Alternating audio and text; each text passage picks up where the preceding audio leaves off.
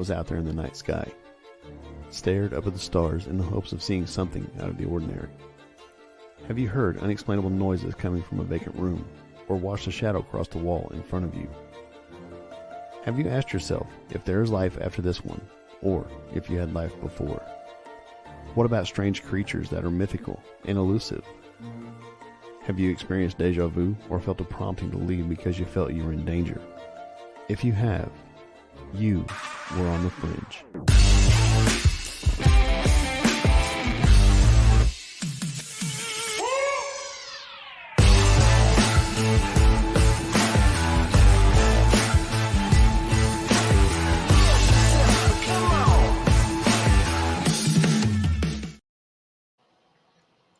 Welcome to On the Fringe. I'm Mark. I'm Pam. I'm Jess. I'm Enzo. There we go. Enzo, the legendary gentleman. Woohoo! No longer probationary men. Yay! He's the man, the myth, the legend. Well, before we get started on tonight's show, we'll take care of a little housekeeping. I've got a few ads, and then we will move right on along. Hey, this is Mark with What If Tomorrow and What If Tomorrow on the Fringe. Be sure to check out our website, whatiftomorrowmedia.com, and look at our cool merch. We've got t-shirts, hoodies, posters, and more. Our affiliates are Duke Cannon, EMP Shield, My Patriot Supply, and Conflicted the Game. Or check out buymeacoffee.com/whatiftomorrow and buy us a coffee. As always, be sure to like, comment, and share on both Facebook and YouTube. It helps get our content out to others and help our channel grow. Now on with the show. Yay! Ready for the show. Well, thank you. All of our millions of followers. Yay! Yay! Well, all of our millions of followers would love to hear about Pam and Enzo's trip to the McInteer Villa, which I spelled incorrectly. Thank you, Internet. It was pretty great. We went with a group up to McInteer Villa, which is in Atchison, Kansas. It was built in 1889 by, I think his name was John McInteer, if I remember correctly. And they built it over a course of 2 years. It's gorgeous, y'all. It's when you go into town. Jess has been there before too. Mark, have you been there yet? I have never been there. I've seen some pictures, but that's about it. It's a pretty incredible place. But when you come up to it, you can see it as you about a block away, and it's got the spire on it. It's really just a very cool place. But Stephanie is the owner, and she actually hung out with us for the night. So that's the first time I got to actually investigate with her the entire night. So that was fun. But we had a partial group, all of us but Adrian from Amok were there, and then some other buddies from over in the St. Louis area came too. So it was a full house. It was a really good time. And Enzo got to go on his very first ghost hunt. And he is properly broken in. This was such a good place to go. Yeah, I was not disappointed. I went into it not knowing what to expect at all. It's like, am I going to have to yell at a ghost like they do on TV? No. There was plenty of activity. Certainly caught some glimpses of something moving around here and there. Lots of foot traffic, lots of odd banging here and there and things like that. So it's pretty interesting. The house itself is amazing on its own. Just from the architecture and all the different rooms and all the different places. We got the nickel tour before we settled in on to do any kind of investigations from the basement, ground floor, second floor, and up into the attic. It was kind of hot in the attic. Nobody went to the attic after that initial tour. It was very hot up there. So it was way hotter. We were there in, I think, June when Jess and I went. It was way hotter this time around than it was then. I bet. Yeah. Oh yeah, it's just even hot everywhere right now. Yeah, because one of the things my only, I guess, complaint about it, which it's hard to really complain about it because you either dealt with it or you just were boiled alive, is all the individual rooms had those smaller like standing out in the middle of the room type air conditioners to help Yes. keep that place cool. Yeah. And even with that, it was like, I'm not quite sweating, kind of a thing, unless you were sitting right next to it. And the downside of that, of course, is just that constant hum of the AC They're unit. loud, yeah. Yeah. Yeah, so you're sitting there trying to do recordings or listen back. You're just like, I think I heard something, and you're trying to listen to it. It's like, just turn that thing off for a minute, and immediately it starts getting hot. Yeah. Yeah. So There was no in that was- between. Yeah, to do that, I think like in the spring or the fall would be way better. And Stephanie did tell us that there were 9 deaths in the house. And of those 9 deaths, 7 of them occurred in September, October, and November. And she said that in her experience, those are the absolute most active months of the year. So if you can get in during one of those months, you're definitely going to get a show. Which, Right. after what we experienced, Jess and I, the night when we were there was a lot. There was even more this time around. So, Oh, wow. yeah. So it would be really, I would love to be there during one of the Burr months to see how it goes. I think Nice. it's cool. Nice. Well, All tell right, us some of the stuff that happened. Yeah, tell us about Tell us like your highlights. Yes. Go for it, Enzo. Oh, I gotta go first. Yep. For me, it was well. Of course, I've never seen any of this in real life, so I was excited to see that. I was walking around with my action cam, filming everything that I could, kind of a thing. I did have a electronics malfunction while up in the doll room. Ken was getting he had his the radio thing that does the, what do you call that, His ghost box. Yeah, his ghost box. That's what he calls it, but it's ghost box. Yeah. He had his ghost box going, and he was getting some back and forth through that. And I was sitting there trying to document all of it, film it all. And I suddenly get a pop-up on the screen. It's like, you're after about like 15 minutes. It's like, this is too hot. We're going to shut down now. And just this little warning saying, yeah. And it was not that hot in there. It really wasn't. No. It was actually one of the cooler rooms, because that was also in the doll room, as I recall. It was, yeah. I was in there when that happened. Yep. And so it was, it's like, oh, crap. Is this going to happen all night? Kind of a thing, is always hear the stories and all that. But, I guess that's my one. And I did have an issue with it later on. I ended up just putting the camera off to the side, because it was still, that was the other thing about the house, is even with all the lights on, it was really dim. All the lighting in there is really, really dim. But I got to see like 2 different groups operating totally differently, because upstairs with Pam and Ken in the doll room, and Shaw was up there too. All the lights are on. They're making a lot of noise. They're talking over each other. Everybody's, just a lot of chitter chatter amongst each other about what that person said or what they said, or blah, blah, blah, blah, blah, blah. And then I went to some of our other guests that joined us downstairs at a later point. All lights were off. Everyone's just sitting there quietly. And we're still having conversations, but we're saying it very, very low tone, so as not to be very loud. And all that. And that is when I, from the corner of the room where I was sitting, just chatting back and forth with a few of the people, that is when I saw something kind of move past the doorway. And immediately there were 2 guys in there that had their recorders going with, live headsets on, turned up a little bit so they could hear anything. And as soon as I saw the thing, I started looking. It's like, I think I saw something move out there past the door. And they're like, we just got this really loud EVP. And we tried, of course, you're on your little recorders here, which just have a little like tiny like half-inch speaker, and everybody's trying to listen to it. You could certainly hear that it was a language. You could certainly hear like the hard consonants and A's and things like that, but you couldn't quite make it out exactly what it was saying. So it was going to take a little computer cleanup, I think, to really get that. But it should be something fairly pronounced, because it went on and on for a minute or so. Yeah, you should be able to pull something from that for sure. And I think it was it Marsh that at one point he heard this sound. It was almost like, if like there's an earthquake and you hear that sound of stuff moving. They caught that, and then they were like, I don't know what it is, but it wasn't maybe 10 minutes later. I can't remember the exact time, but they definitely caught a teacup rattle, even more than the little buzz. You could hear the china moving.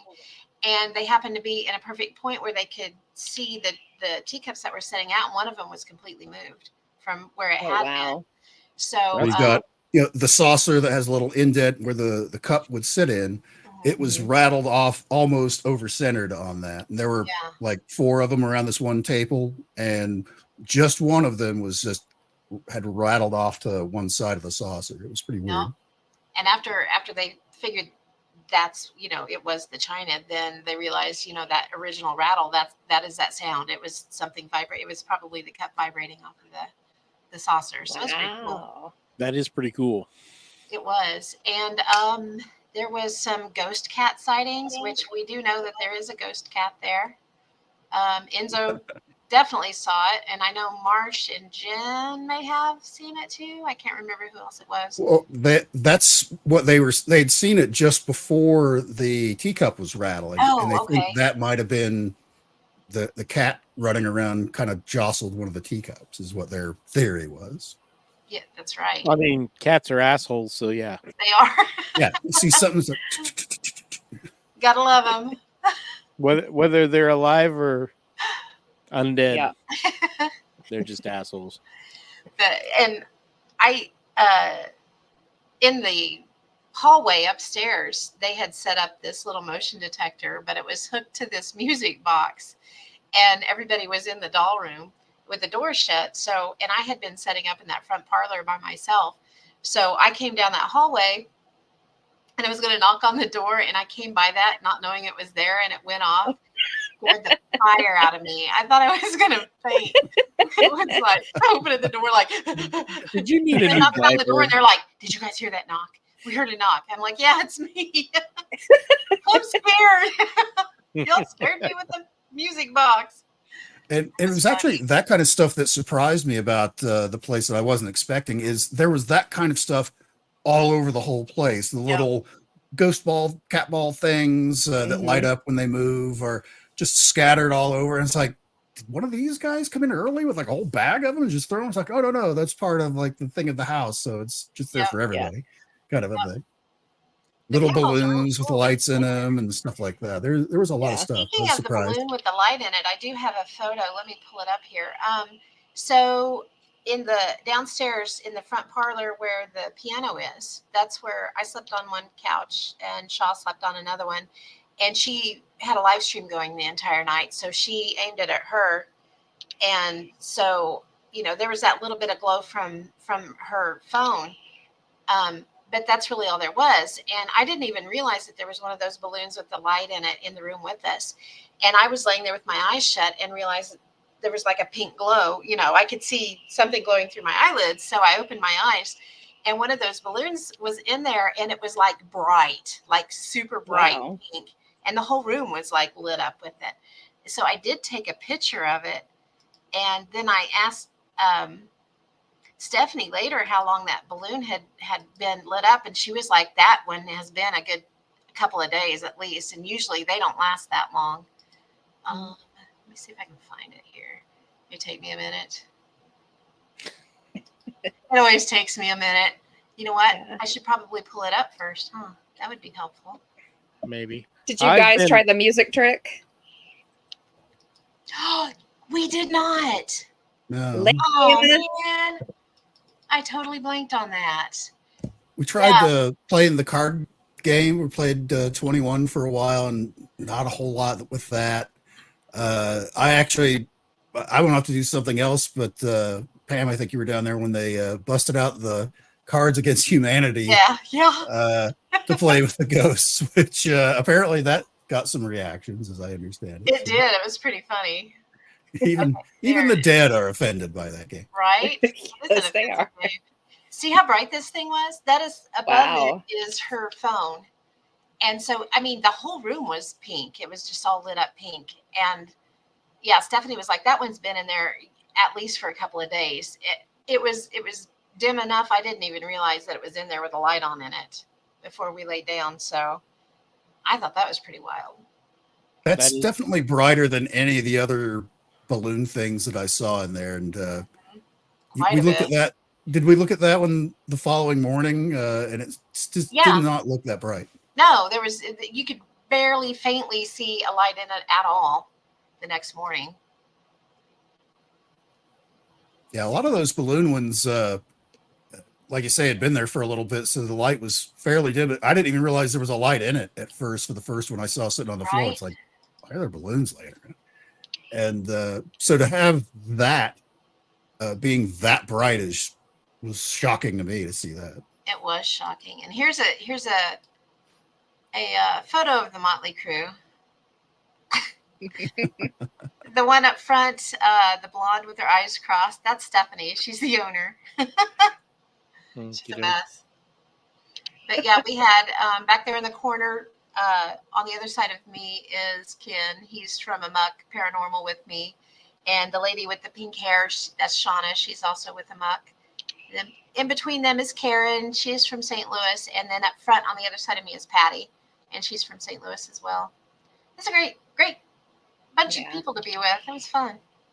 Yep. I have to give Stephanie kudos. She takes care of that huge house all by herself. She does. And you guys know, we've been in some of the worst situations ever when it comes to hauntings. But she will willingly walk into that house by herself and sit there and work and clean while she's listening to things walk above her. Yep. And things move and things shift. I don't know how many videos I've seen of stuff just moving around her while she's working. Yes. And she just goes about her day. And I like to think that I'm a pretty good investigator, that I'll go towards whatever is, but if I'm alone in a house for hours and it ramps up like that, I don't know if I could have the nerve to just carry on like nothing's happening like she does. So I agree. Clap. If you've got enough energy to move that crap, you've got enough energy to clean that table. No kidding. Put you to work. Try moving that broom back and forth over there a few times. Yeah. It was a very active night. It seemed like almost every room we were in as a group, you could hear voices muffled in the other room. Couldn't quite make out what they were saying, but you could hear conversations everywhere, which was really wild. And a couple of sounds of like babies and different things, small children. I know we got a couple of laughter on one of the EVPs. It's pretty cool. Oh, nice. Because like at one point, like midway, I don't know how late it was. That was the other thing, is I never looked at my watch the entire time. Everybody's like, "Oh, I'm getting kind of tired." It's like, wait, what time is it? Oh, 2:30. Yeah. Okay. But there was one point, Patty and I went back up to the doll room. That for whatever reason, we kept gravitating back to the doll room, and we did an Estes session thing, I guess is what you would call it. I'm not that familiar with it. Yep, an Estes method. And where I was the one wearing the headset, listening to the scrambled radio thing and picking out the words as they came. Can't hear what she's saying. That's how it works. And you record the whole thing and then you play it back later to get the both pieces to see how they match up. And when it originally started, and I imagine this was mostly me because I'd never done it before. I've seen it on TV, and that's kind of it. It was pretty difficult to pick out any kind of words. There were some I thought that might be a word, but I'm just not even going to say anything. I'm not sure. And so it took a few minutes, but the first word or phrase I heard, it was, I don't know what the radio station was doing. Maybe it was like they were just playing like some kind of comedy bit or something, because it was, I recognized the voice from a male comedian. I know I just can't quite place the name of who he was, but I heard a very sarcastic, "Why aren't you dead yet?" to start it all off. Like, people ask me that all the time. We're going to start that, are we? Okay. Why aren't you dead yet? Maybe they really liked you and were wanting you to come hang out. As it turns out, just like 4 or 5 words later that I picked out, they actually said my name. They said Enzo. Yeah. Which Patty asked the question, is like, who am I talking to? Enzo. So they were a smartass, whoever it was that was talking. For sure. I mean, I'm Maybe it was totally you going to from haunt another people, and dimension. I'm totally going to be an ass. No, there was, because how long was it? Like 20 minutes, 15 Yeah, minutes. like 15 minutes, I think. Towards the end, there did seem to be like kind of like a shift of conversation where maybe it was somebody else that was talking and I was just repeating their words Yeah. and whatever, because it seemed to be very different tone. But at no point was it ever like malicious. I never sensed anything evil or malicious or anything like that the entire time there at McInteer. But No. we listened, Patty and I listened back to it immediately on a recorder up there in the doll room just by ourselves. Then we brought it back down and we played it for everybody. And that is when, as we're playing it, when there was a pause between when she would ask a question and I'm trying to wait for a word to come up, there was a very clear, almost kind of honestly, I mean, everybody kind of agreed it sounded kind of like a baby crying, kind of like, It kind did. of a sound. And when we listened to it upstairs just a few minutes earlier, we never heard that. So we're like, well, maybe that was actually like in the room, because we were in the dining room area around the dining room table where we were all listening to it. So we rewound it to cover that area, and it was on the recording. It wasn't. How did we not hear that when we were upstairs and heard it the first time? And that's new. I've never ran across before where it shows up on recording when it wasn't on it prior. And y'all, it was loud enough that we thought it was in the room with us at the dining table. And that's why we were like, back it up and make sure it's not on recording, because that sounded like it was right here with us. And sure enough, it showed up, and both Patty and Enzo were like, there's no way it was that loud that there's no way it was on there prior when they It's listened not to like us. you can add that to a digital recorder; it would erase whatever's there. So Exactly. And That was Stephanie, she had an SB7, and she actually at one point she didn't tell us. She just went and set it on the servants' stairs which was on the other side of the kitchen from the dining room where we were. And so and it only records when it hears. So there's not like long silences. It's just like kind of when you play it back as a continuous, as long as you had it running. And there were definite conversations in that, and you could hear what sounded like little kids, and it was pretty wild. It was really interesting. So pretty cool. yeah, I don't know how she stays there by herself all the time either. I'd get the willies for sure. Yeah. Yeah. Stephanie's awesome though. She is. She's a hoot and a half. Yeah, she's a character. But what else was that? Had a few people participate with a Ouija board session, and not to rain on it or anything, but not a whole lot came out of it. It was practically nothing. But Pam was actually one of the people. Originally, they had 4 different people all touching the planchette, and just no movement, no kind of responses to anything. So they just went down to 2. But Pam, you said you were getting like a tingling feeling? Yeah, I put just the fingers of one hand, not on the planchette, but on the edge of the board itself. And Karen put hers on the other side of the board itself. And she was like, I feel a tingle. Do you feel that? And I was like, I do. But it felt to me more like, how like sometimes you can feel your heartbeat in the ends of your fingers. That's more what it felt like to me, was like a heartbeat feeling. But there was something going on, but it was like it was trying to pull energy. I don't know what it was doing, but that's the only thing we could buried think of. in the floorboards. That was actually the second time when my camera bonked out again. Yeah. Overheating. Yeah, that was it was pretty ineffective though. Nothing came of that. Yeah. And what else did we do? Oh, we played 21, and I guess they've had luck before. I've never tried that, but they played 21 and dealt in the spirit as well, and left the recorder going and explained how to play it. And nothing worked. And then we were like, okay, well, we're just going to play Words Against Humanity, for a little bit. So they pulled that out. And at one point, the ghost box that Ken had setting there said life, which we thought was really interesting because we didn't know at the time. Shauna had just drawn a card that said life, and she played it. She's like, okay, that's my clue. I'm going to go ahead and play it, and she did win the hand. We thought that was, she's like, oh, no, I can tell you, I drew that right when that said life. And so that was kind of cool. So we were like, okay, it likes Cards Against Humanity, not so much for 21. Yeah. Didn't care for blackjack, didn't care for the Ouija board, but Cards Against Humanity. Somehow, if it that has to have been the same entity that started off my Estes said, "Why aren't you dead yet?" Probably. It's a fascinating place. It's got some really incredible history to it. Now, when we were upstairs pretty early on, I stayed in that front parlor by myself and used dowsing rods and did get some feedback. But then I went down to the doll room, and Enzo headed back up there with me, and it really didn't get much of anything after that, which was kind of disappointing. But yeah, because I really wanted him to see how well they work, and they just weren't. Not a lot of response at that point.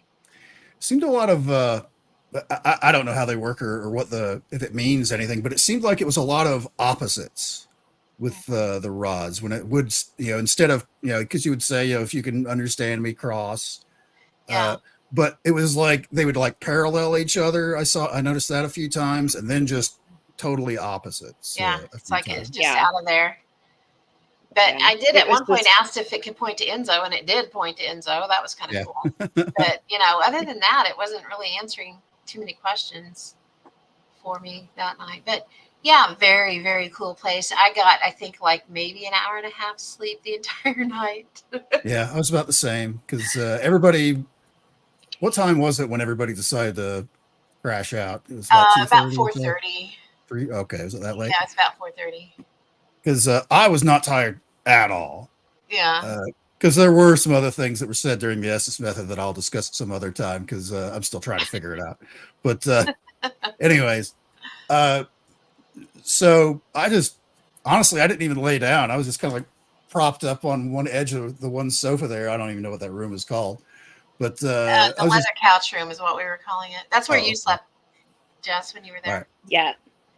I just kind of like leaned up in the corner and was just kind of doom scrolling on my phone. And of course, by that time, we'd already been in the place for like 8-9 hours or more at that point. And it was so old hat to hear foot traffic up and down the stairs and someone running around on the second floor. And several times I did hear distinct 2 female voices talking in some other part of the house, which was, obviously I was on one end of the house and Pam and Shaw on the other end, but I could have sworn it was those 2 talking, but I could kind of look around the corner and there were no lights or anything on over there. It's like, yeah, that's not them. But also heard a metal clanging kind of sound, sort of like in a bowling alley where they have those little small lockers that you can store stuff in. Mm-hmm. Yeah. It's just those little small metal doors, cheap metal doors. It sounded like one of those, just bam, bam, bam. Which when Shaw, she left, she was live streaming the whole thing all night long, and someone had stayed awake, some other part of the world where it was daytime there where they could stay awake all night, was watching it. And they said that they heard a metal clanging sound. They said they heard a man coughing. They said I can't remember if they said they heard the female voices talking back and forth or not, but so yeah, it was super crazy active when everybody was asleep. But it was one of those, it's like footsteps. That's no big deal. That's old hat now. Did you tell Enzo about what happened in the middle of the night when we stayed there the last time? I don't remember what happened. So Ashley and Craig invited us to go pin paranormal, and they actually opted to stay upstairs in one of the bedrooms. I didn't. No. And they were very nervous about staying up there. It was very active in that hallway that night, and they were just there were so many with us that time that there was just no room downstairs for them. So they opted to take the room upstairs, and we were all kind of taking bets on how long they could stay up there, because we were like, they're not going to make it. And about halfway through the night, I of course was in the I was in the room where you were staying at, Enzo, and Pam was like in the next room over in that parlor area. Mhm. And we both had clear shots of that staircase. And in the middle of the night, we hear bang, bang, bang, bang, bang, bang, bang. And it sounds like luggage and stepping. And I was facing away from the door. I didn't turn over to look. And apparently Pam didn't turn over to look either. But, we both had clear shots of hearing. And both her and I were sure that they had spent a part of that evening packing up and Yep. moving all their luggage downstairs. And I could have sworn I heard them walk out the back door. And I thought maybe they were going to go sleep in their van because they had a big van with them. Because they had discussed doing that, maybe sleeping out in their van. And I just giggled to myself because I was like, they couldn't hack it. And I know that Pam was a little giggly too, like, he, couldn't stay upstairs. And then when we got up in the morning, we kept waiting for them to come back into the house. And they never came back in, and they never came back in. And finally, we were like, somebody needs to go, wake them up or whatever. And just then, they came down the staircase. And we were like, hey, did you go back upstairs later or whatever? And they're like, what are you talking about? We slept up there all night. So, yeah, the ghosts apparently moved their luggage out, maybe? Or sounded like it, or made us think they did. I know one at of one them point, might snore, and the ghost said, "I've had enough." maybe so. I know at one point they were too scared to get out of the bed to come downstairs because that big ball fell in the room that they were in and rolled across the floor. And they were just like, yeah, no, we're not putting our feet on the floor. Yeah. Oh, The only thing that happened to me that night when I went, after we were done investigating and we'd all had gone off to bed, the only thing that happened to me was that the bathroom door, which is at the foot of the couch, the bathroom door opened up a little bit on me. And the only reason why I know that is because I left the light on in the bathroom with the door shut, so people needing to use the bathroom on the first floor could kind of see by the light underneath. right. And then at some point, something walked past me in between the coffee table and the couch because I felt the blanket that was laid over the side of the couch move as they brushed past it. But that was it for me. Just during the night portion. I won't go into the rest of the investigation. We'll be here all night. One thing that did happen quite a bit was the light in the kitchen kept coming on over the sink. Oh, yeah. Yeah. Oh, wow. Yeah. It at least 3 to 4 times that I know of while we were in the dining room. So really, when you guys were getting ready to do the Ouija board, there was a really loud knocking sound coming from the kitchen, which is right there next to there. I forgot about that. Like real loud, like somebody had like a broomstick and was like whack on one of the cabinets or something. It was really we were like, is there an ice machine? And she's like, yeah, there's no ice machine. And it sounded louder than an ice machine. That's the only thing that we could think of that might even remotely sound like that. Really big spiders. Maybe. Would have been really big. Jess, when you mentioned that parlor room, I totally had forgot about it until you mentioned that parlor. That's where Ken slept. He slept in there by himself. And we were chatting a little bit after Pam and the rest had all gone to bed. And we were just kind of chit-chatting amongst ourselves real fast before he zonked out. And there's kind of like a front door in that room that like leads out to the porch. Mm-hmm. And it has like a stained glass kind of stuff, so you can't actually see through it. But if there was like a car went by or something like that, we'd sort of see the lights there. But I was kind of facing that, and Ken was kind of like catacornered to that, where you could sort of see that front door. And I was distracted while he was talking because it looked all the world like a shadow passed in front of like that glass, that window area. I was like, is somebody on the front porch? And Ken was like, you saw that too? Because I saw it when it started over there. That was inside. So it was like, ugh. That's pretty wild. I totally forgot about that until you mentioned that little parlor room. Okay, I'm excited.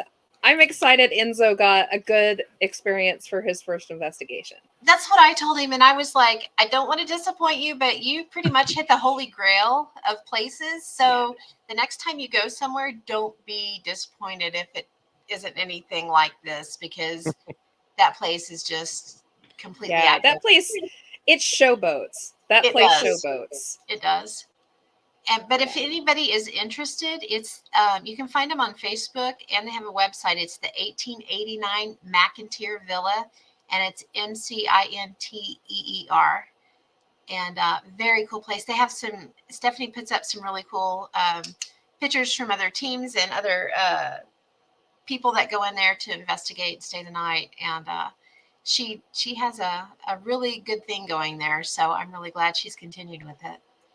And we told her we wanted to come back, and she was super excited. And she said she would love for us to. So, and she did stay and investigate the entire night. So that was fun. That's the first time I remember asking Pam at one night, it's like, does she do this with all the groups that come in? I can't imagine being in here like, 6 days a week, spending the night in this place, all with a bunch of different strange people all the time. It's like, nope, just happened to be us for some reason. Yep. Well, I know she does it a bit, but she doesn't do it with everybody. That would be insane to have to do that every night. Yeah, we were pretty excited that she wanted to, because she knows. Yeah, but y'all's frequent flyers though, so. Yep. Yeah. Ken and Karen for sure have investigated a few times with her, so she was excited to hang out with them. So, yay! But it was fun. That was our weekend. I came home and barely made it home, trying to drive and keep myself awake, and Shauna was keeping me awake too. But I came home and slept 12 hours and 55 minutes. So yeah, I haven't slept that much I'm not sure I've ever slept that much. I'll have to admit, driving along there, I was driving back home. I mean, for me, it was only like 2.5 hours, 2 hours, 40 minutes. I'd got to like that 2 hour point, and I was like starting to drag a little bit. It's like, man, should I stop off and get it? It's like, nah, it's only like 30, 40 minutes. I'm practically, in my backyard now. It's, it's like, I'll be fine. And I was, but I can't imagine like Ken or I know Karen had to travel so much further. It's like, ooh, they had to drive back to St. all night. Louis. Yeah, that's a drive. Yeah, and then they got caught in traffic. All three of them did at some lovely points. Yeah. So, lovely. All right. That sounds like a fun place. I recommend everybody go. It's on my list of places to visit one of these days. I certainly learned a lot. There was a lot of technique that I got to witness in person. It's like, that's how you do that. Or, that's the best practice for it. It did seem to me like the sitting quietly in the dark seemed to me a little more opening for observations than everyone getting excited about hearing a crackle on the radio kind of a thing. And all that. All right. Cool. Mm-hmm. I will fix the spelling on our show later. Yeah. Not TY. So are we ready for some crazy stories? We Let's are. have some cray stories. Who's going to go first? You can go. You haven't talked yet. Yeah. We're yapping for the last 40 minutes. Than I do tonight. All right. So we're doing, I think we did this around about a year ago. I think it's been just about a year. We did a session of believe it or not, Ripley's type stories. So while we're doing the investigative side of all of these stories that we bring you, we run into really great ones that are just too small to present as an entire show. They're just not big enough to carry an entire show. So these kind of get saved up. And last year we opted to bring you a whole show of just these little nutty nuggets. Nutty nuggets, is that a good word? That's a great word. So I guess I'll start it off. So we've just we don't even know really what we're all going to be doing here. We're just going to start chucking in stories and seeing what comes out. So one of the ones that I've been wanting to do, I've been sitting on for a little while, is It's kind of gross. It's kind of creepy. It's a little story out of the Mark Twain Caves in Missouri. It's just outside of Hannibal. And anybody who watches this show should know Hannibal because we've talked a lot about the time slip that happened in Hannibal with the little girl who ended up dying of the plague because she supposedly got zapped back. So the Mark Twain Caves are just to the north, I believe, of Hannibal, if I'm correct. Either way, they're just outside of Hannibal.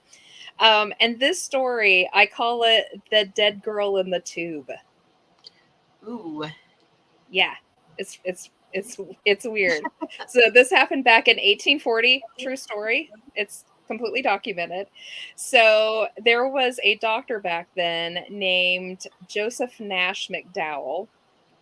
He was like the very influential back then. He was the most respected doctor for miles around.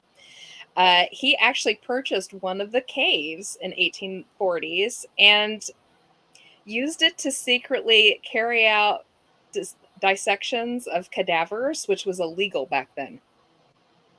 Right? He also harvested his own cadavers from the local cemeteries, which was highly illegal back then. And he did teach classes. He was kind of a professor. He would teach the younger doctors coming up, and they had to sign a waiver saying they weren't going to rat him out, but you had to actually dissect at least one body if you were going to graduate from one of his classes. So he was also involving local doctors in all of this mess. He was also highly spiritual, and he actually claimed that he talked to his mother all the time in the spirit realm. And unfortunately, his daughter passed when she was 14 of pneumonia. And he was so saddened by this that he decided he wanted a way to keep her so that he could continue communications with her.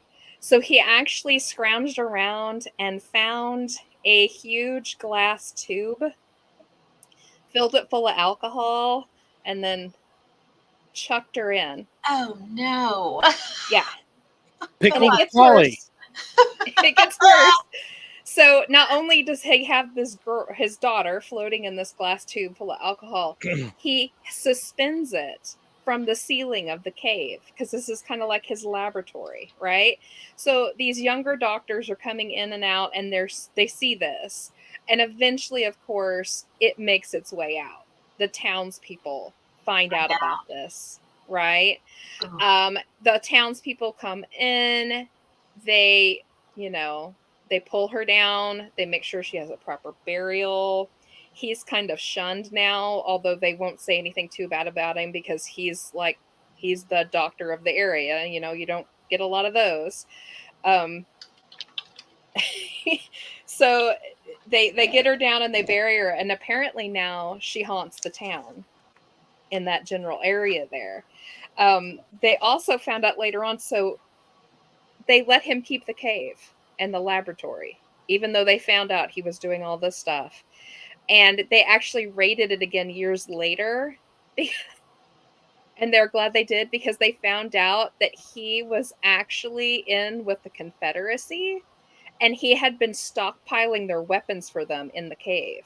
Oh my gosh. Oh, jeez. Dang. That is crazy. So, if you were ever in the Hannibal, Missouri area, go check out the Mark Twain Caves because you can actually go in and view it. And of course, she's not up hanging there anymore, and the stockpile is no longer there. But you can hear all about it. They have a little history museum and stuff with it, and you can go buy little, like trinkets and stuff to commemorate your trip. Barbie to the dolls Mark in a Twain test Caves. tube. Yeah. Oh, dang. Floating. Oh. It's like Confederate Frankenstein, this guy. It's like a really bad Polly Pocket. Yeah. So you can go visit his particular cave. It's called the Mad Dr. McDowell Cave because that was the nickname he took on in his older years. The townspeople called a Mad Dr. McDowell. Didn't he? Yeah. Goodness. Were they wrong? I don't think so. That is nuts. Pickled Polly Pocket. Oh, there you go. That's bad. Gross. All right, somebody else's turn. All right. On a lighter note, On Newsweek.com, Stormy Daniels claims a non-human thing with tentacles haunted her former home. The very dark, non-human thing with tentacles haunted her home. She claims that the spirit broke items and affected her health and mental health, and then her boyfriend. Daniels, 43, is, of course, an adult film star and director best known for being involved in a legal dispute with Donnie Trump. Oof. Okay. So, tentacle monsters. Not touching that with a 10-foot pole. I Apparently, wouldn't. she didn't have a problem with it, but who knew stormy hentai was a thing? That was Yeah, who knew? Ooh. I bet that becomes popular in Japan. yes, exactly. No. So now that Who's the little next disturbing victim? nugget is Moving out. on. Shall we move on? Okay, I have one I ran across. This is a story of David Lang. And I had never heard this one. I thought it was kind of interesting. So David Lang on September 23rd, 1880, and is it Gallatin, Tennessee? I may have the pronunciation completely wrong there. Anyway, September 23rd, 1880, he's walking across a field in front of his family when he suddenly vanishes into thin air. His disappearance had witnesses. It was twilight, but his wife, his children, and some of his friends that were standing near a horse and buggy, they all watched this happen, and they all jumped and ran, instinctively to the spot where he had last been seen, and there was nothing there. No idea what happened to him. There was like 5 of them that ran to the spot. They all got there almost exact same time. Not a tree, not a bush. There wasn't a hole on the surface anywhere, not a single clue to indicate what had happened to him. And this story was actually retold by his great grandson, who's also named David. And David recalled speaking to his grandmother, which was the disappearing David's daughter. She passed away in 1965, and she was 87 years old. But he talked to her before she passed and asked, if she could tell him the story. And what she said was that she and her brother, after their father had disappeared, they would always go down in that area and play, and they called it Daddy's grave, basically, because he never came back. They never found him, so they just, viewed that as his grave. But about 6 months after he disappeared, they were putting 4-leaf clovers out on it, and all of a sudden they heard their father's voice, and both children heard it, both the brother and the sister, and it seemed to be coming from the base of a large rock that was near the area. And he was calling to them. They could hear him calling their names. They tried to answer, but it was like he couldn't hear them back. And about an hour later, his voice just fades away, and they never heard it again, ever, even though, they tried to go. They were out there a lot trying to hear, but never heard it again. And then years later, they hired an excavation crew to come and dig on the site. And they didn't get very many feet below the surface before they hit a solid floor of granite. There were no sinkholes found, no wells. There were no Indian burial mounds in the area. It was nothing but rock. Absolutely no clue whatever happened to this gentleman. So, well, thought it was an interesting obviously one. he got Iseki'd and was taken away to another world to slay the Demon King. Maybe so. Maybe that's what it was. It kind of reminds me, there's a story of Ambrose Bierce that he had written a story called, I can't remember the exact title, was something about a gentleman walking through a field or a pasture and disappearing. And then can't remember how long after that's exactly what happened to Ambrose Bierce himself, was he disappeared, and there was never anything found of him either. Well, all jokes aside, it really sounds like a time or dimensional slip. Absolutely, it does. So, and it's really sad because the kids could hear his voice, and so it's almost like it was a parallel slip or something into another dimension, where maybe he could see them, but they couldn't. He could have been in the same place, Mm-hmm. He might have been able to see him. I don't know. He may have. I don't know. I would think he would have been able to answer them, though, because it was only one way when they were hearing his voice before it finally faded away forever, right? Yeah. So, I mean, maybe he walked in the area where he knew he poofed into and was just calling Right. for him. I don't know. That would be one of those scary. things if you found yourself in some new magical place, like draw an X where you just were Yes. standing so you could find it again. Maybe you can slip back out. That's good advice, sir. Everybody listening at home, if you ever think you slipped, mark your spot. Carry an entrenchment tool and dig an X in the ground so you can find your spot. A little piece of chalk or something. Just something. For sure. That was one of them. Right. Did Enzo bring anything? I did not. I was not aware we had assignments. Pam just asked, like, "Hey, you want to come on tomorrow? We'll talk about McInteer." I was like, "Okay." I didn't know that there was. I would have certainly looked something up. I'm sorry. I should have said something. But McInteer's great stories on their own. So. Yeah. You should tell just a little bit. I know you don't know the whole story probably, but talk a little bit of. You were talking about that stuff that fell from the sky years ago that reacted weirdly when you touched the angel it. hair. Oh yeah, that's a good one. It's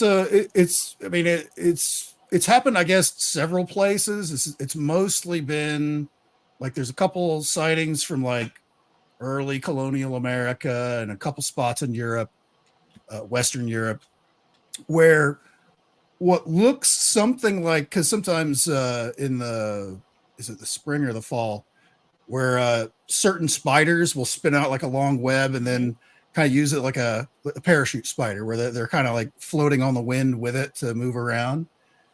It looks something like that, only much heavier. There's like giant strands, several feet long, that are just raining out of the sky of this gossamer thread-like material, enough to where it covers the ground, where it looks like it snowed. And after a fashion of it falling down all over the buildings, all over the barns, all over the ground, all of that stuff, it starts to kind of disintegrate, just kind of like dissolve, to the point where there was a case I remember reading about as a kid. It had to have been the 50s, I guess, somewhere in the US, where they got like a mason. Oh, was it the 50s? Where they got a mason jar and were like trying to scoop some up just to kind of analyze it. And they're looking at it in the jar and it's still dissipating to nothing, with like no residue or anything. And they always refer to it as angel hair falls, where it rains basically almost like a cobweb type material that covers everything. And then without any kind of like rain or anything like that, it just kind of disintegrates all on its own. Yeah. That's interesting. So even in the jar, it's like nothing. I mean, there's not like any goop or anything. It's just void. Just gone. Interesting. Huh. The first documented report I have of it is at the Miracle of Fatima on 13 September and 13 October 1917. Wow. That was a big one for a lot of things. That was. And the most widely reported incidents occurred at Oloron, France in 1952, when great flakes of it were reported as falling from a nearly cloudless sky. But wow. So that's an interesting phenomenon.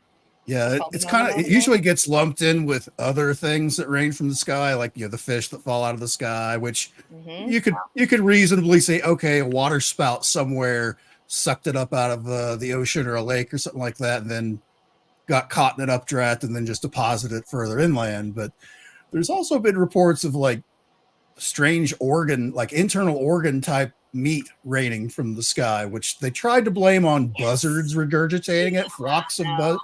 It's like, that's an awful lot of meat for birds vomiting on your whole town, kind of a thing. And I know I've heard stories of like fish falling from the sky in a great frogs. Yeah, all kinds of things. Yeah, rocks, and even rocks coming down to where they would like go fall down around the houses and things, which I thought that was pretty interesting. It's weird. It is weird. Speaking of fish, they're reporting that sharks from the Atlantic Ocean are now testing positive for cocaine. That was a great segue, by the way. Wow. And I have heard that. That's crazy. So instead of cocaine bears, we're going to have cocaine sharks. Cocaine That's sharks. not good. That is not Like good. just constantly chattering its teeth underwater all the time, grinding their teeth. That's what you get for eating those mobsters with the cement overshoes. Yeah, attacked one of those homemade submarines coming up from Central America and Mexico. Well, maybe we should just turn them loose looking for, I mean, if they're addicted to Coke, just get a whole bunch of them and get them all hooked and then turn them loose in the ocean. This is not good. Bye-bye, drug dealers. Never going swimming again. Oh, Lord. All right, moving on. So I always like to bring a couple of stories about out-of-place objects or out-of-place artifacts, right? So I got a couple of them for us here that I thought were super interesting. I've kept them to the side for a while, so I get to like debut them. So the first one I have, these both actually happened in Pennsylvania.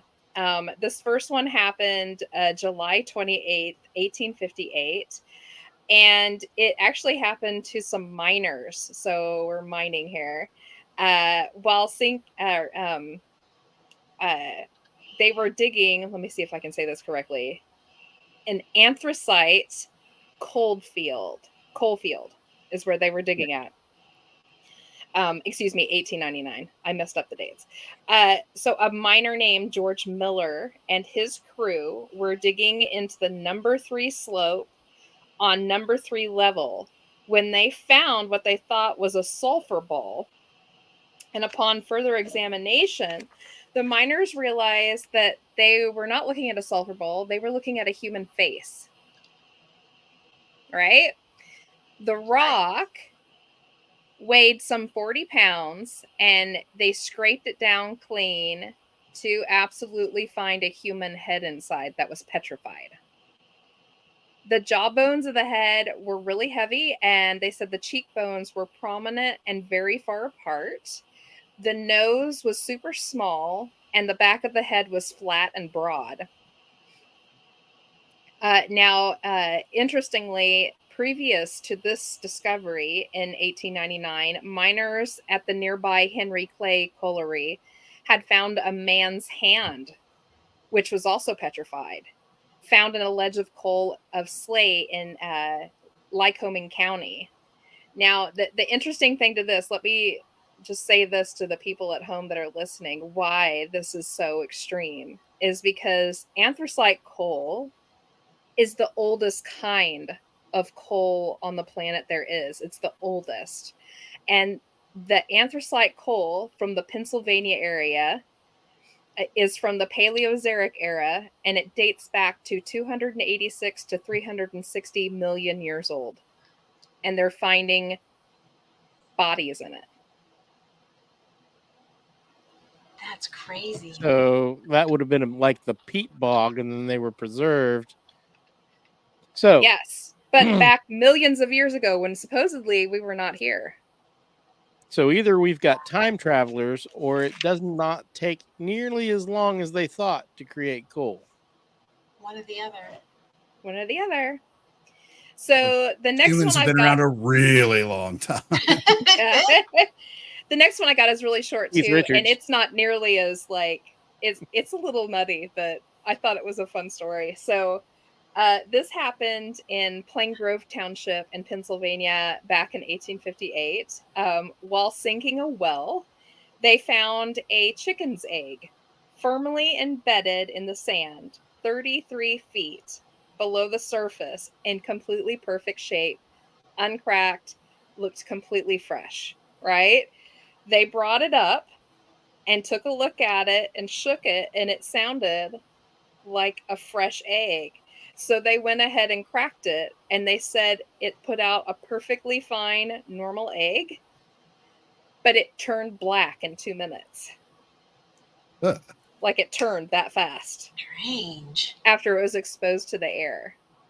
Yep. Huh. It's like Well, what do they call them? The 1,000-year-old eggs. It's Something. I don't know. yeah, it's like a Chinese 100-year eggs in but China. 100. Oh yeah, okay, 100. Now, I'm a little off, just a little. now, what's the lime? What's the lime like in the soil? There is what I want to know, because I don't know how many of you It would glass it, know. wouldn't Yeah, there is a way to preserve eggs called glassing an egg, where you take mineral lime and water, and they call it water glassing, and you mix it up and you put the eggs in it, and it actually seals the shell, and you can keep an egg unrefrigerated for, I believe, up to a year. it? Yeah, I think so. It's quite a while. It's quite a while, so it could have been there a while. How it got down that deep, I don't know. Yeah. That's pretty deep. Yeah. Because kind that of reminded me. 33 feet. That's what, a little bit more than a 3-story building. Yeah. That's It kind of reminded me of the frogs that they sometimes find, like deep down in the strata, and once they warm back up and stuff again, they just pop right back to life. Only the egg didn't, of course. The egg spoiled really fast, but it's some kind of a preservation. Well, it also said it was in sand, not soil, so maybe whatever was in that sand. How deep right. was it? I mean, Yeah. Enzo. The question is how the hell did the egg get down there? You. Yeah, I mean, we don't have any pictures. There could have been a big crack in the ground, and a chicken could have laid it, and it could have rolled down, and then water. Sure, it was a chicken egg, not like a turtle or something like that. They said chicken egg, so but I don't know. Huh. Yeah, there's no pictures, so Pretty wild. pictures or it didn't happen. Okay. All right, who's next? I have one here. This is a newer one. If you guys you may have heard this on the news recently, where scientists have discovered dark oxygen on the ocean floor. And Mark, I sent you a picture of this. Yes, I'm going to try dark oxygen. It's a very unappealing thing. It does look rather unappealing. I'm going to present that. Reminiscent of a small cow patty, actually. Oh. Yeah, it's not pretty at all. So while Mark's looking for that, I'll talk about this a little bit. There it is. Yeah. There's an egg inside of there, I bet. Possibly. So where they're finding these, this particular spot, it's like 12,000 feet under the ocean surface. So it's down where no sunlight can penetrate. So there's nothing there that would promote like photosynthesis, which we have always been taught, and it's always been understood that plants and algae go through photosynthesis through the sun, which produces, oxygen. And that's how everything's oxygenated on the earth. But what the scientists were running into was the fact that when they were doing let me back up a little bit. They had a research team out to measure how much oxygen was being consumed by organisms at the bottom of the ocean. So what he saw and what they did was they would scoop up seawater from the deep, and instead of seeing a sharp decline in oxygen levels, they were seeing a rise in them, and it wasn't making much sense. So he actually took his equipment and sent it back to the manufacturer for recalibration like 4 or 5 times. And because he was thinking it has to be a malfunction, this can't be right. But if you think about the fact, if you take a standard AA battery and you put it into salt water, you're going to see bubbles and you're going to hear a fizz. And, that's generation of like hydrogen and oxygen gases when the electricity splits the water molecules. And that's electrolysis, So that's what they were kind of thinking. Maybe this is what's happening on the ocean floor. And when they looked at these nodules that they were happening around, they took one out and tried to figure out, well, first they did the process of elimination, and it came down to maybe these nodules where this was coming from. And what they determined was that these nodules by themselves could juice as much as like 0.95 volts, which is, it's not a whole lot. It's just a little short of, what you would need for seawater electrolysis. But they did figure out that with them clustered together, these nodules, that would overcome that hurdle, and it would cause enough to actually cause oxygen to form, which is incredible. And this basically turns on its head this one scientific theory, that this is how oxygenate, or this is how just lost my words. Sorry. Oxygenation. Yes, thank you. This is how oxygenation occurs, thinking that it can never occur in the dark, but apparently it can. The unfortunate part of all of this is that these nodules had already been attracting the attention for its deep sea mining potential, because not only are they creating oxygen, which they didn't know at the time, the mining companies didn't, but they are also known for their richness in rare earth metals. They include cobalt, nickel, copper, and manganese, which are all important things to create batteries, smartphones, wind turbines, and solar panels. I was going to say, you got a natural battery there made from the minerals they look for to make modern batteries. Yep. So, yeah. Maybe they're decayed batteries from an ancient civilization that was swallowed by the sea. Ooh, there you go. Maybe so. They dumped all their batteries in the ocean? What jerks? I mean, Right?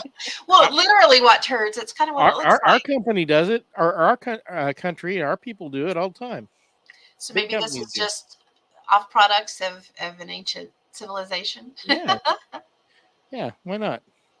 Maybe so. I don't know. But I thought it was interesting. Wow. Yeah. Even though I Speaking stumbled of through it.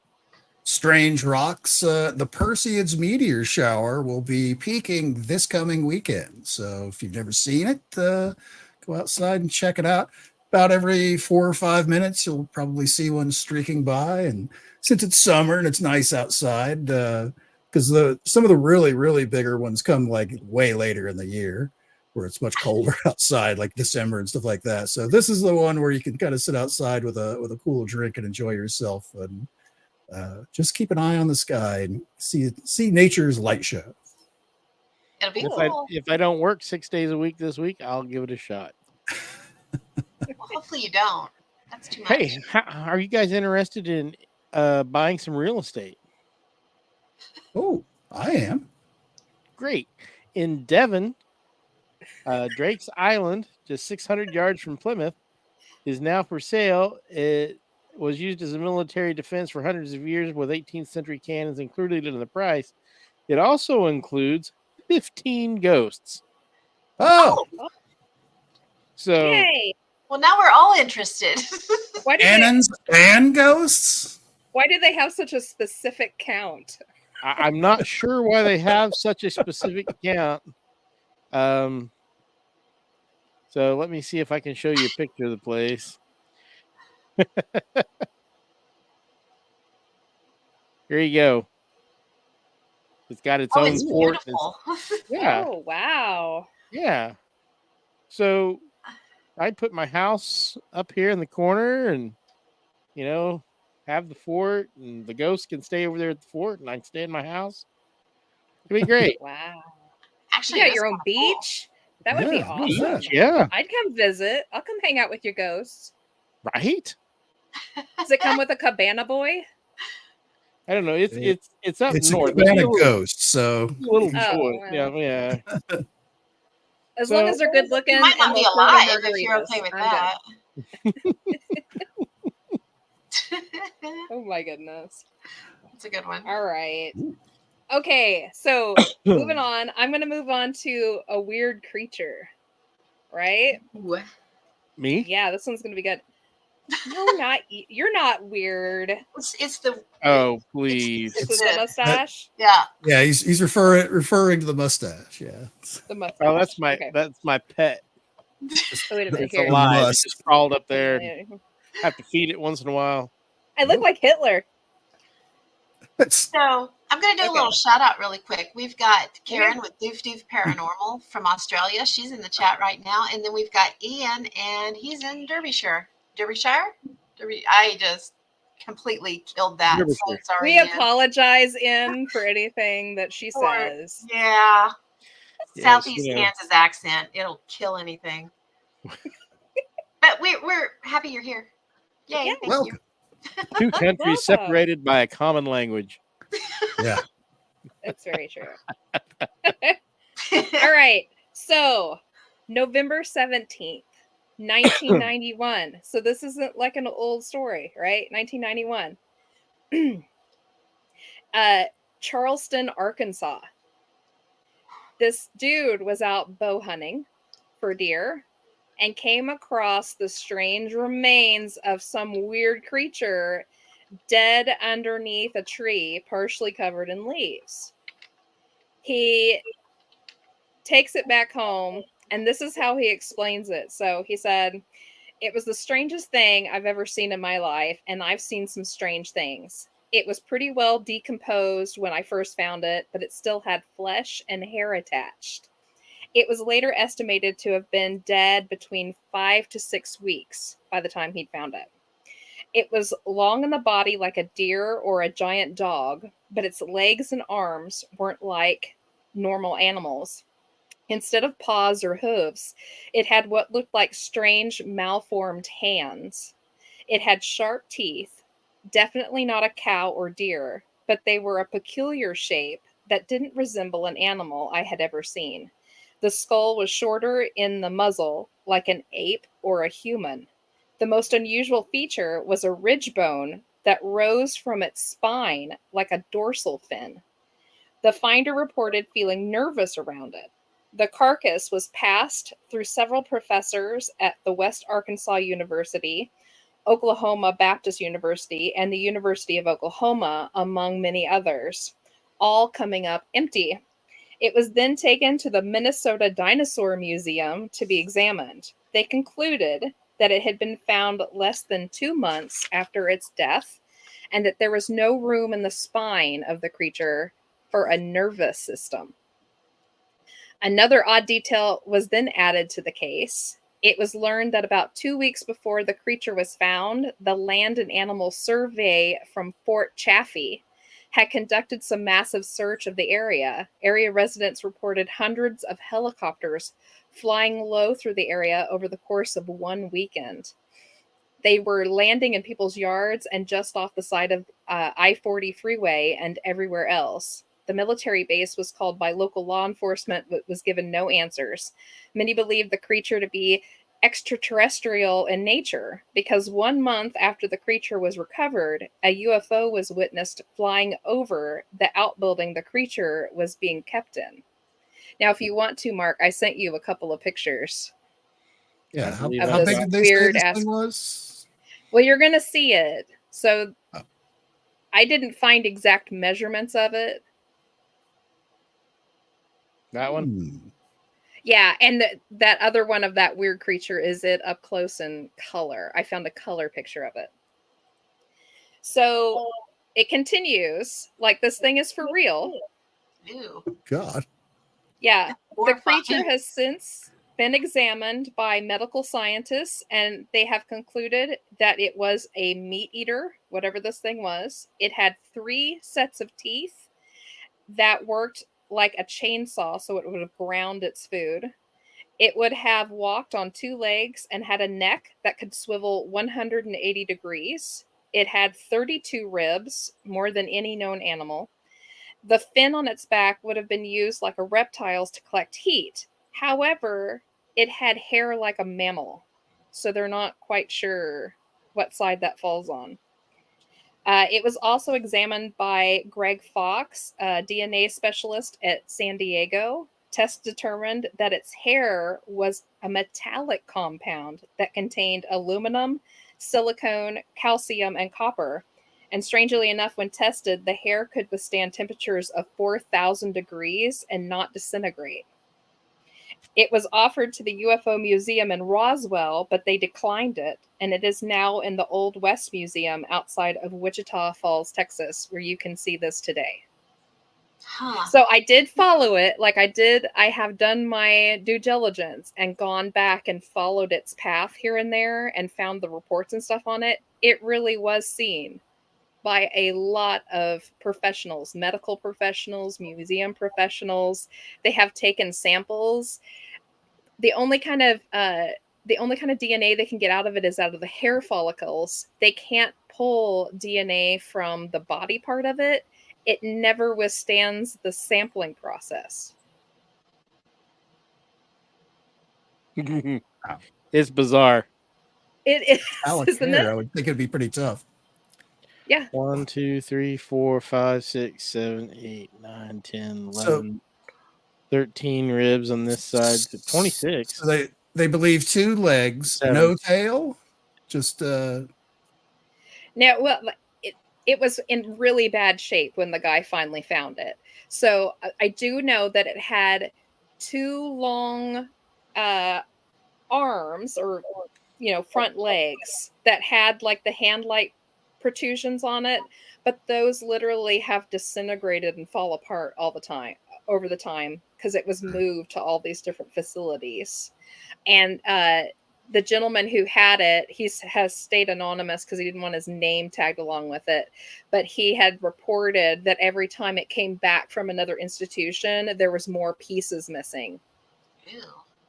Because they keep taking more and more samples, right. You and take they're samples, and they're not being very discerning about what they're taking. So a good portion of what he originally recovered is now gone to all those different institutes and stuff.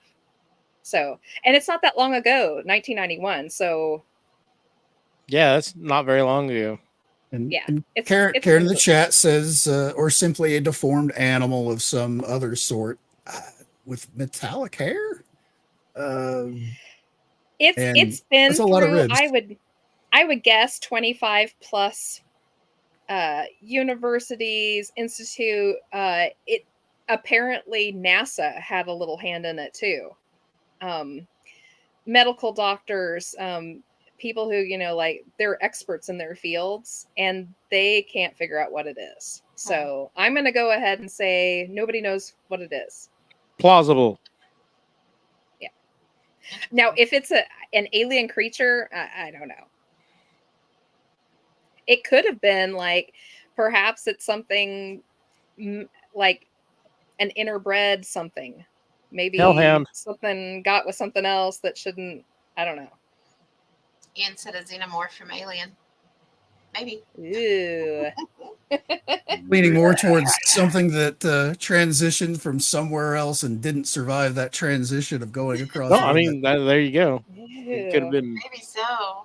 Do you think it's like Andrew Basaggio's dog or something? Oh. It didn't make it through the transporter Maybe so. correctly. Only half of it made it like through. that. Brundle dog. Ew. It's like that meme. There's 2 wolves inside you. Sorry about the transporter accident. It's a pet off the Eldridge or something. Oh. It's the ship mascot. Oh, it's getting bad. Oh, no. I want to throw something out before we go on. I was just pointing out that we had some different people in our chat, and I forgot to do a shout out to Sylvain. Sylvain's in France. So we've got 3 different countries represented tonight. So yay. That's exciting. We're doing good. Doing good. For sure. And we're still number 48 in Greece. Number 48 in Greece. Nice. Number 48. On fire in Greece. Okay, I have out of 48, but still. I have a super duper short one, because once I heard this, I was not able to find any more info on it, but I thought it was really good. In 2017, there is a thing called the Utah Desert Anomaly, where hikers step through a fog, and we kind of talked about this on Border Town Strange when we were discussing time slips and time anomalies and things. But these hikers step through a fog and into a world that appeared to be prehistoric. And it freaked them out, rightly so. They turned around, the fog was still there, they dipped right back through it and came back into current times. The fog dissipated and it shut whatever portal or slip or whatever it was that had opened. But they were adamant this had happened. And I'm going to try to find more info on it. But I thought that was a really interesting one. That is pretty interesting. Where in Utah? How far away from the Utah Basin was it? Oh, I don't know. It just calls it the Utah Desert Anomaly. So I'll have to do some more digging. But it was from 2017. So I'll see what I can find. And if I do find, I'll let you know. It reminds me of that guy with the Bermuda Triangle story, the guy in the plane that flew through the odd cloud and ended up kind of jumping forward Yes. somewhere much closer to Miami or wherever it was. Well, these Like guys are Either just that or lucky enough that the was fog was still there. And that That they was could the go back. fastest Beechcraft Bonanza ever created. I don't know. It would have ripped the wings off. Not bad. Actually, you get a tailwind. I don't know. I don't know anything about navigation. I won't. I can barely get down the street unassisted. Mark's constantly turn left. Your other left. Yes. Yeah. Now go straight. I tell them at work. Because I'm dyslexic. I'll just share this with everybody. It's a real thing. So if I tell you north, south, east, west, left, right, or any number, make me write it down or point, because It's going to be. you're just going to get word salad. That's funny. Did you have another story, Mark? Oh, let's see.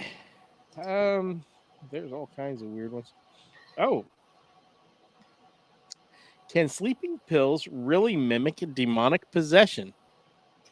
Ooh. This is a real story on Newsweek. In Netflix's Devil on Trial, Tuesday, viewers were introduced to the story of David Glatzel in 1980 at the age of 11, who was allegedly possessed by a demon, which was exorcised with the help of famed paranormal investigators Ed and Lorraine Warren. And his story was adapted several times for the screen, including The Conjuring 3, The Devil Made Me Do It. Even now, he was convinced he was possessed by a demon as a child. However, his older brother, Carl, has never believed it. He reveals that while cleaning out his mother, Judy Glatzel's belongings after death, he found evidence that she had been drugging her family with the sleeping aid Sominex. Carl believes that his mother used the drug to control her 3 sons and father, sneaking the drug into their food. He also believes that the side effects of Sominex are the real cause of his brother's supposed possession, citing mood swings, weight gain, and hallucinations as side effects of the drug.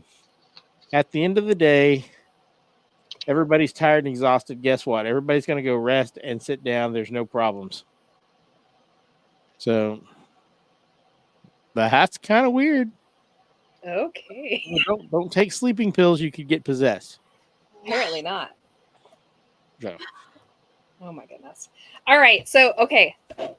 I was inspired by Enzo's story of things falling from the sky. So I have a couple books here that I had been kind of looking through earlier, and this is kind of for him too. So this is out of one of my Mysterious Kentucky books. Nice. Right? Which is like Enzo's stomping ground, right? Yep. And while you guys were chit-chatting, I kind of pulled out one of the really good. They have a whole section on stuff that fell from the sky in Kentucky. Apparently it's a thing there, right? Yeah. So I'm just going to read this really quick little excerpt because I think it's pretty fun. It'll be nice and lighthearted compared to my last creepy creature one. So it was reported from Louisville, Kentucky on May 16th, 1965, that a Mr. Stanley Morris, while sitting in his living room chair one morning, heard a tremendously loud crash that seemed to come from out back of his home. Puzzled and alarmed, he sprang from his chair and dashed into the backyard, where to his complete amazement, he found that the roof of his garage was entirely covered with bags of cookies. Santa Claus! What? Furthermore, he noticed that the neighbors to either side of his own property had undergone the same calamity. Bags and bags of cookies everywhere. On closer examination, they were found to be contained in bags that were entirely devoid of markings or writing of any type. This might have been a bad situation had not the mysterious cookies turned out to be perfectly edible. And like as a little joke aside, it said underneath of it, and luckily the milkman was due any minute. Wah wah. Wow, wow, wow. I was waiting for the setup of, so what kind of cookies were they? Misfortune cookies. It's Oh, that's pretty good. That's pretty good. Ah, there you go. So I thought that one was pretty weird. interesting. Who would Unmarked try the bags cookies? I May would the of try the cookies fall cookies. from the sky. Manna from heaven. I'm somehow like going back to my childhood and some kind of like Sesame Street skit with Cookie Monster on an airplane, just throwing Just bags throw of cookies. cookies out. Ah, Cookie. at least they weren't frozen turkeys. Oh, At least they For weren't. live turkeys. that would be bad. WKRP. Oh man, I can't wait Oh, to God. replay that episode for Thanksgiving. I That's love the that. best. That is the best. As God is my witness, I thought turkeys could fly. My Oh, the goodness. humanity. Yes, that was the word. That was the line I was trying to think of. Redoing the Hindenburg crash to turkeys falling from the sky. Oh, Oh, the humanity. My goodness. Okay, so another one I wanted to touch on. So I've been sitting on this story for a little while, and I'm sure you guys have probably heard of this game. But every time I had a chance to bring it up in one of the podcasts, we would run out of time or it wouldn't quite fit in correctly. Have you guys heard about the Illuminati card game from the 90s? No. No? Okay. So back in the 80s, there was a game brought out called the Illuminati game, and it was a board game. And what it was that somebody who had a fondness for conspiracy theories and the Illuminati brought out this board game, and you would play it to win world domination. It was just a game. It wasn't very popular and it didn't sell well. And later on, it was kind of revamped into a card game and reintroduced in the early 90s, and it became extremely popular. It went on for a few years before it went out of print. But since then, the cards have started foretelling our future, like our time. Things that are happening right now are on these cards. I sent Mark a whole bunch of like examples of them if he wants to throw any of those up there. So yeah, I'm just going to talk about it. Okay. Here we go. It's called Illuminati: The New World Order. It was released in 1994. It was released by Steve Jackson Games. And basically in it, so the players get cast into, you get to choose from 6 secret societies that you get to be a part of. And the goal of the game is to use the cards to take over the world, basically. And all of these cards have little pictures and scenarios on them. And they're all seemingly coming true. So the one you're looking at here is a picture of the Pentagon after an explosion happens. And of course, we all can relate that from 9/11. There's also one of the Twin Towers with a matching card. Oh, gosh. wow. Some of them are near identical to the famous photos that have been taken of this. There's also an entire set of Quarantine. You can notice the 2020 printed on it. Oh my It doesn't gosh. show toilet paper though. That's right. No Yeah. toilet paper shortage. You can go ahead and pull up another one if you want. There's a whole bunch of them that relate to Trump. Oh, we lost Mark. Oh, we lost Mark. Well, I'll just keep talking about Oh, it. So there's like 4 cards. Shouldn't have that shown relate those to Trump. cards. I don't know what happened. It was the Illuminati they were trying to that get. was the fastest return I've ever seen. I Yeah, hit the wrong back here. so- I told you guys I'm a little retarded tonight. There There's a charismatic leader card that features a blonde-haired man who looks exactly like Trump talking to a large audience. There's another one that's called the assassination card, and it is Trump. It looks exactly like a picture of Trump that we have, a very famous one with a bullet flying by his head. And at the time when they started thinking this was conspiracy, because 9/11 stuff had been happening, they thought it was from when that attempt, yeah, back in, was it 2015 or whatever? But people are now believing it's talking about the actual assassination that tried to happen just a couple weeks ago. Right? So there you can see the martial law one. People think it's, I couldn't find the freaking picture it was talking about. So it matches a picture that was taken during the George Floyd riots when they gated off the White House. The March on Washington one, they're saying denotes, the attack on the Capitol during that whole thing and the riots that happened. But they go on, and I couldn't sit here and show all that of everybody was kung fu fighting. Yeah. But in a lot of the cards kind of Pam, now that's going through my head. kind of refer to what's going on right now, like the media blitz and throwing our history away and all this other stuff. And it seems like nearly every week a new card is becoming prevalent to what's happening today. So I just thought it was a really kind of creepy. I wonder about some of those ones that haven't come true yet. Which ones are those? Yeah. Well, like, you can't, the cards, because it's been out of print for so long, you have to pay thousands of dollars on eBay just to get a hold of a pack, unfortunately. And it's really hard to get a hold of an entire pack now because people know that these individual cards are worth so much. Most of the sets are broken up and they sell them piece by piece. So you've really got to get, piece together your own game. I did do a little bit of research on the company and the guy who put this card set out because I was just a little interested in what their backgrounds were.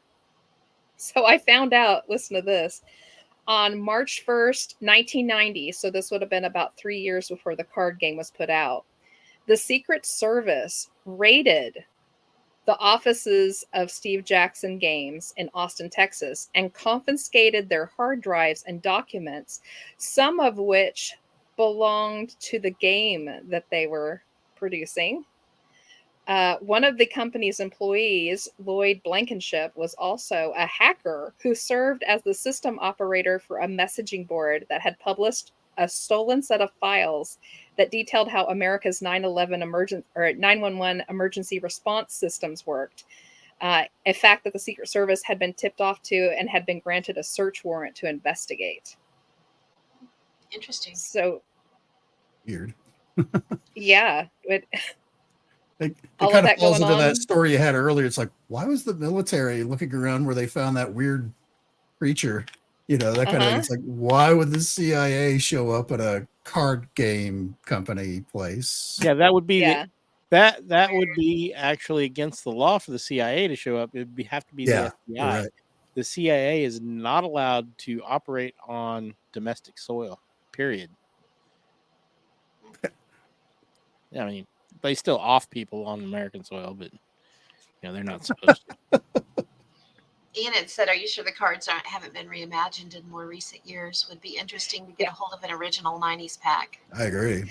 So all the packs are original. They've never been reimagined. It's all the original pack. And if you want to go up and online and look, just type in the Illuminati game 1990s and go into the pictures. And you can go up on eBay and see all of them.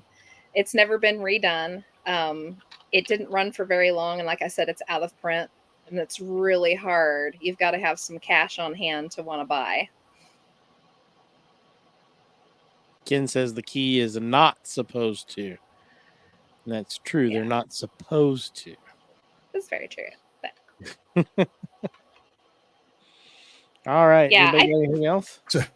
I see a Illuminati cards, New World Order, unlimited set, complete 409 cards, $624 on eBay. Yeah. It's expensive. Oh, believe me, because I've wanted to buy one. I've been sitting on this one for a little while because I think I found it when we were looking for, like, we were talking about things in the future or prophecies or things like that, and I didn't get to use it. We ran out of time, and then I tried to use it for something out. Maybe when we were talking about how the Simpsons, when the Simpsons, we were talking about the Simpsons predict things. I was going to chuck it in on the end, but we ran out of time again. So I was like, I'm going to throw it in on this one. Perfect. Yeah. Pardon me. I may or may not sneeze all over y'all. Oh, no. So do you guys have any more stories, or? I don't have any more good stories. I don't either. I might be able to find something really bizarre. I don't know. Well, you look for something really bizarre. I'll tell a couple of little short ones. I have tons of this stuff here, so I could probably just keep going. I found a really interesting one out of St. Louis. So this one's for Ken, if he's still on here listening. Yep. This one happened back on May 6th, 1888. I call it the Week of the Eels. So over the course of 1 week, residents in St. Louis started finding eels in their bathroom and kitchen sinks. Ew. Yeah.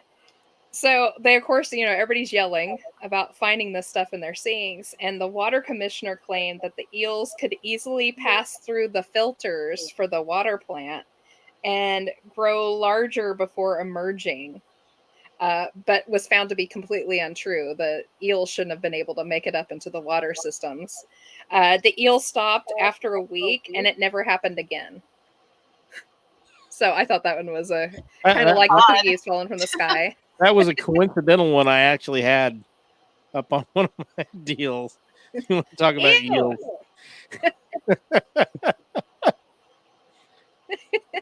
Yeah, so the Week of the Eels started popping up in people's piping. They come up out of the toilet and bite your butt. Ken is still here, by the way. He said, "Yay, yay, yay, Ken!" I hope you don't find any eels in your soup tonight. Another one I pulled up. This one's an older one. It's a little short. Like I don't think you would call it a haunting. It's something else altogether. So this happened March 14th, 1922, in Alva, Oklahoma. And I'm sure Mark and Pam have probably heard of this one. Yeah, that's not too far away. Yeah. It happened to a lady called Ona Smith.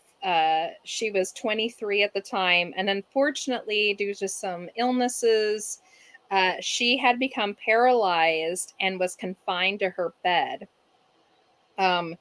And unluckily for her, for about a month's time, she had to have constant supervision with her because these mysterious blue flames started popping up midair in her house and catching things on fire.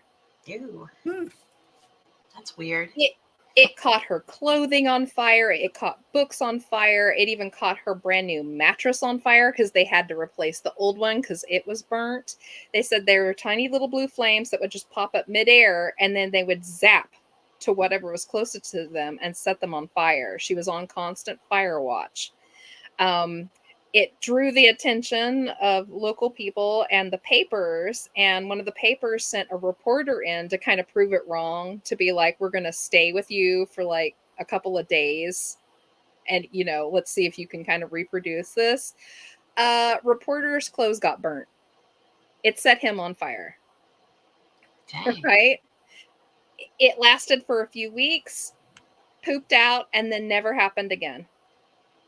But it made national attention. You can actually find it in the archives of the New York Times because they reported on it too. I wonder if that was a case of pyrokinesis. Maybe. Ken said it's spontaneous combustion. Maybe that's how stuff like that happens, Maybe. Because nobody's ever caught it in action. They don't know how it happens. I was thinking like some kind of electrical disturbance like St. Elmo's fire, because that was always described as like kind of being like alive almost, the way when back in the old days when it would appear on like the masts of ships during a thunderstorm and stuff like that. It was considered unlucky and you're trying to wipe it off and then get shocked and stuff. That's wild. They did say that the little interesting tidbit that I found when I was researching it was that so they said it had this, it was a little tiny, it was always blue, and it would just pop up midair, and then it would like jump or like shoot towards something and catch it on fire. The first oddity is that once it caught fire, it was incinerated. Even if it just in that little small point, there was nothing left of that. It wasn't like it was just singed. And the second thing was they said they always knew when it was getting ready to happen because you could hear this crackle sound in the air really fast right before it produced. It kind of reminds me of the fire swamp in The Princess Bride. You know, they always had the warning sounds before stuff happened. So I don't know. Well, that is pretty weird. How old was this woman you said? She was only like 23, 24 at the time. So, you know, young girls are often associated with. She was a little old, but since she was disabled at the time, emotionally she would have been a wreck. And, you know, young women have been associated with like poltergeists and other paranormal activity. And that really does lead me to believe maybe it was some sort of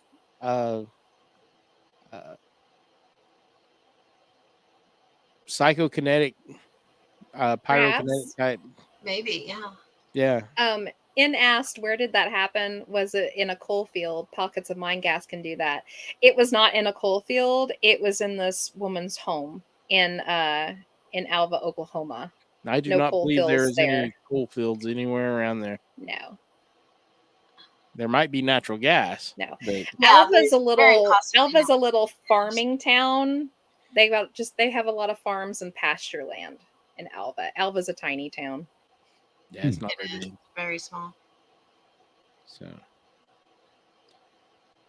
Yeah, if they had natural gas leaking like that out of the ground somehow, I think that she would have been overcome with it, and probably the whole house would have blown up. I think that all of her helpers that were putting out the fires would have either asphyxiated, or they would have blown up. Because if there was gas just sitting in the air, one little spark should have blown that house to smithereens. So. Yeah, and you wouldn't smell it, you know, not the natural. Right. Yeah, because it doesn't have the odorant added to it. Right, doesn't have that additive in it. So, interesting. Natural gas has no scent until it has that sulfur, whatever the heck it is, added to it. They add to it just so as a warning, basically, so you can smell it. Okay. Interesting. Yeah. I don't know. Ian said lots of shell gas in Oklahoma. There is, yeah. Mm-hmm. There is a lot of natural stuff. That's a fascinating one, though, especially but you would think it would be happening someplace else besides just that house. Yeah. Or that the house would have just totally exploded and there would have been a giant crater. And we have had houses explode around here. Yes, we have had that happen, yes. Both to gas leaks, and that has happened due to natural gas bubbling up out of the ground. Mm-hmm. So... Melrose. I was trying to think of the name. There's a little town between Caney and Joplin called Melrose, Kansas. And in an afternoon, 2 of the houses exploded, like within an hour of each other, and it was natural gas leaks. So, that was crazy. I remember that. So, yep, that could happen. I don't have anything else. You guys got anything else? I have tons, but I could go for days, so we can stop this anytime you want. We can do it again one of these days. Yeah. I enjoy just the kind of free form. Yeah, these are fun. Yeah. I just love storytelling. Yeah, I have so much stuff. I could just keep going. All right. You know, for your channel, you should do those in shorts form. You could have a couple of idea. Yes. Little shorts, little weird shorts. Yeah. Paranormal that's right. Shorts. That's right. Yep. You guys strange shorts. Strange shorts. I have some strange shorts, but no. No, Mark. No. Which also may explode violently. So often, yes. I mean, I had a blowout today at work.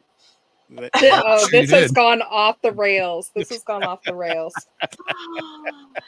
Ken said there's a compressor station explosions too. I worked for a natural gas pipeline company for 6 years. Yeah. So.